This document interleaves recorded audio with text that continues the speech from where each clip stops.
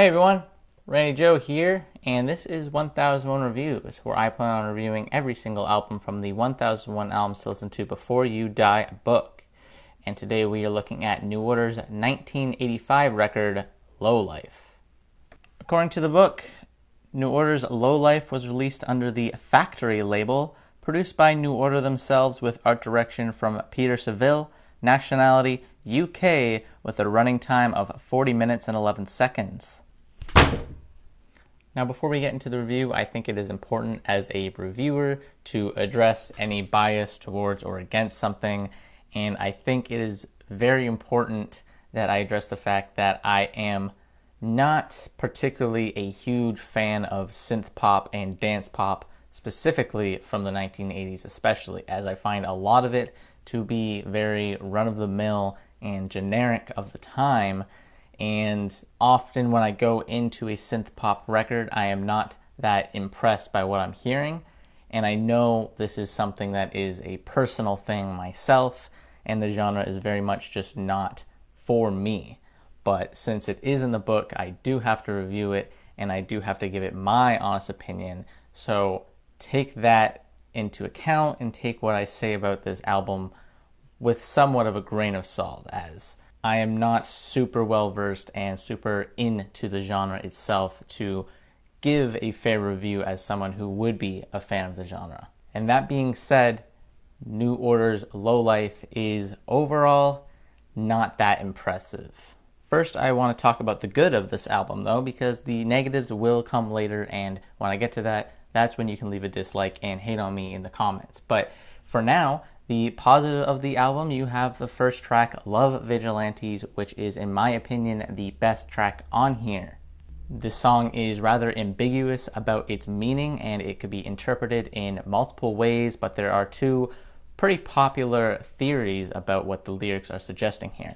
You've got the first theory where this is about a soldier fighting in Vietnam who comes back from the war and is excited to return home and see his wife and kids, but then upon his arrival, he finds his wife had committed suicide as she had received a telegram telling her that her husband had died in war, which that is just the first theory and is a very sad and depressing confrontation of this soldier finding his dead wife in the midst of this optimism and excitement of his own return. The second popular theory, however, suggests that the soldier did in fact die in the war, and his ghost is now seeing his wife crying on the floor as she reads this telegram about his death in the war. And even though both these theories do have a gut punch to them and do have a lot of depth to what they're saying, and it really does resonate with the listener, I think, to some extent. You really feel the emotion as well in the singer's voice here. Personally, I enjoy the first theory more, of him returning in this state of optimism and then having it taken away after finding his wife had committed suicide, because I guess I'm just more morbid with my song meanings, and that's just something I enjoy a lot more. The song is extremely emotional and is quite effective in conveying its message, and at the same time, I think the punchy and rocky synth instrumentals are some of the strongest on the album in this specific song. It really fits with the tone and everything that is being presented here, which is not something I can say for the whole album. Another track on here that I thoroughly enjoyed was the fifth track, Elegia, which is a instrumental track exclusively without the singer, which in some ways is a good thing. And it being an instrumental track, it does manage to continually build upon itself and improve as the 5-minute runtime runs out. Allegedly, this song was seen as a tribute to Ian Curtis from Joy Division, and I think the overall tone and atmosphere that is being presented here is sort of honoring Ian Curtis after his suicide in Joy Division, and is kind of full of this funeral-like emotion that is very sad and melancholy, but at the same time there is a somewhat sense of hope being presented in this track as well. I really specifically like the guitar that is kind of reappearing throughout this track, sort of building up, and then disappearing before coming back and building up once more alongside the heavy synths that are here. very moody track. Feels like something you would listen to in a graveyard at night, surrounded by fog. There is a lot of tangible depth to this track. But that being said, aside from those two tracks off of this 8-track album, the remainder of the tracks are just really not doing it for me. The heavy, synthy, rock type instrumentals that are throughout this album often feel like they are competing rather than complementing one another, and often the heavy synth dance pop overthrows the rock influences that I personally enjoy, to the point where many of these feel as if they are supposed to be sad and depressing, but the synth elements to it give way too much optimism to the tracks. A good example of this is the song Perfect Kiss, which, even though the story and the lyrics here are rather vague, many people have alluded it to being possibly about Ian Curtis and his struggle with depression, and the bandmates sort of addressing the fact that they noticed his mental decline but failed to do anything about it. So there is a lot of emotional depth being presented in the lyrics here, but instrumentally, this isn't all that backed up. And I also want to say that Bernard Sumner, the writer of this song, said himself that he doesn't really know what this song is about, and he has given a rather vague interpretation of what it's about himself. But overall, there is no clear-cut way to go about it. But if you go off of the Ian Curtis theory, then instrumentally, I gotta wonder what is going on, because it doesn't exactly complement this story and theme here. It often feels far too dancey and upbeat rather than down on its luck and kind of depressive, and I can't really see dancing or moving to a track that is about somebody's mental decline who will later take their own life. So if that is the case, this song terribly fails at presenting that. Another thing about this song is that towards the end of the song, there is a bunch of frog effects added into the mix, and you just hear all these croaking frogs surrounding you as a listener, and I'm not really sure what the purpose of it in this track is, other than, I guess, alluding to the title, The Perfect Kiss, and sort of the perfect kiss and the frog princess and all that sort of coming together. That would make sense, but that's really not too ingrained in the lyrics to justify adding frog effects into the mix, and instead really kind of took me out of the realm here of what was going on, because I thought, why add these at all? It felt very much like a afterthought of sorts. And furthermore, talking about these synth pop elements that I don't really enjoy, you also have the song Sunrise, which to me is just kind of a slog to get through, because this whole song feels very dull and dated, boring, bland. The synthy pop elements of this track are extremely one note and lack any sort of direction, and they also kind of overthrow the rock elements and rock influences of the track, to the point where this just does feel like a synth pop track.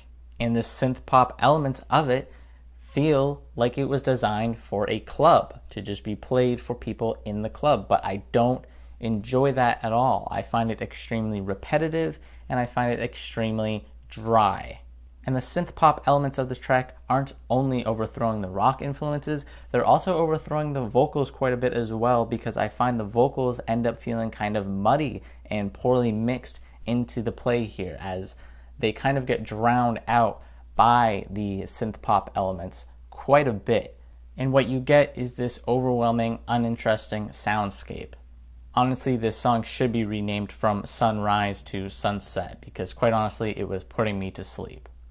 And if you want another example of the synth pop elements that do combine quite well, I do recommend the third song, This Time of Night, because the rock influences and the synth influences do blend much better here than most of the album. Other than the first track, I would argue that This Time of Night is one of the best examples of synth rock done quite well. But back to the negatives. I want to talk about the vocals of this album. The vocals are really not good. Bernard Sumner is not only the writer of most of these songs, but he's also the singer of the songs on this album, and unfortunately his singing voice is not all that unique or all that special, and they also lack any sort of style to make up for it. A good example would be the song Sooner Than You Think, where his vocals are just kind of off. I mean, they're not terrible. It's not like you're listening to some grainy, awful, poorly sung song, but instead you're not hearing anything unique, original, or grand as well. There is no style and there is no sense of range in his voice, and most of the time he sounds very much like he is just monotone and repeating these lines to you as if he's just reading them verbatim. And when you lack both a good singing voice and style, you end up just having a rather amateur performance. Subculture as well, the next song on here, the 7th song, he feels extremely lifeless and flat. The best way I could describe his voice is somewhat like the singer Lemon Demon, except that Lemon Demon does have style and is extremely self-aware in what he's doing and has a goofier sort of persona that he puts on in his songs.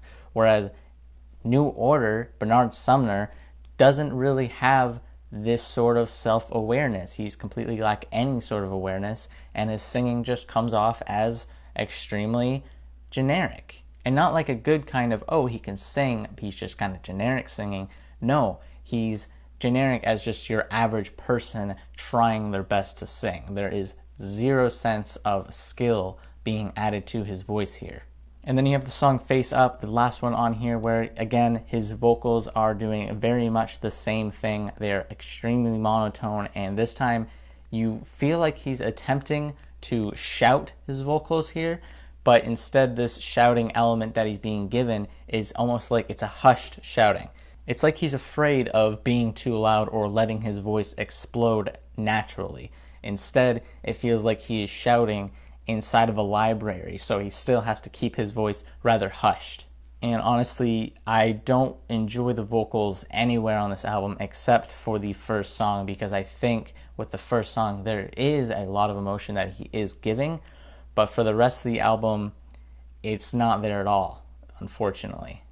It's strange to me that this album, Low Life, is in this book when New Order has done quite a few albums that are worthy of praise, I think. And one of the other albums that they did that I enjoyed, I actually listened to it after this just to give New Order a fair run, was Power, Corruption, and Lies. An album that is pretty much doing what this album is doing, but I think to a greater effect. I enjoy Power, Corruption, and Lies much more overall than Low Life. And that was just on the first listen. I mean, I listened to Power, Corruption, and Lies once, enjoyed it immensely more than Low Life, which I listened to about 5 times before even writing anything about it. So really, there seems to be a missing of the mark here, and I think Power, Corruption, and Lies would be greater fitted in here than New Order's Low Life. So this album being pretty much lacking in anything that is interesting to me personally, I'm going to go ahead and say that the soft rating did come to a 5.6, but I will harden it down to a 5. Completely average album, kind of lacking anything. And with a 5, it also gets a not essential, not worth the listen. I didn't gain anything from it. However, if you disagree with what I've said about this album and you do think it is essential in the book, then please go ahead and leave it in the comments below and tell me exactly what I'm missing here, because I'm completely open to hearing other opinions, and I am willing to admit that when an album just doesn't do it for me. Because maybe this is worthy of a listen to most people, and I am sadly in the very small group of people who just doesn't get it. Alright, let's go ahead and see what the next album to listen to before you die is. 1 to 1001 on Google. Generate. Next album we are listening to is number 36, which is Bob Dylan, The Freewheelin' Bob Dylan, 1963. So go ahead and listen to that one, and I will review that in exactly 1 week from now. That pretty much does it for this video. If you liked the video, please hit like and subscribe if you want to follow along in listening to every single album from the 1001 Albums to Listen to Before You Die book. Thank you for watching. This has been Randy Joe, signing off.